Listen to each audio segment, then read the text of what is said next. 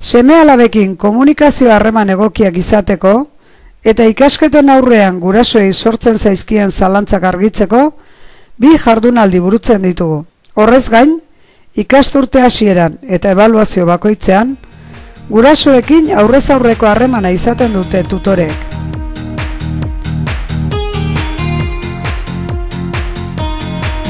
Gaurko ikasleak biharko gizartearen gidari eta partaide izango dira. Eta gizarteko gaiez arduratzeko, ikasturte bakoitzean gai bat lantzen dugu zehar lerro gisa. Gerra zibilaren inguruan, aitita memengandik jasotako altxorra ikusgai duzue gure web orrian. Emigrazioak eta immigrazioak ere kezkatzen gaitu, eta hori aztertzen dihardugu.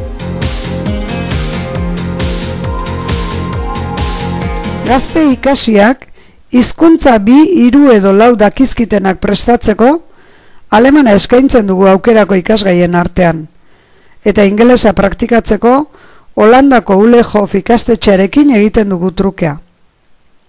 Gai baten inguruan egiten da lan ikasturte osoan, eta tailerren bidez, azken emaitza jasotzen dira, batean zein bestean ikasleek elkarrekin egiten dituzten egunetan.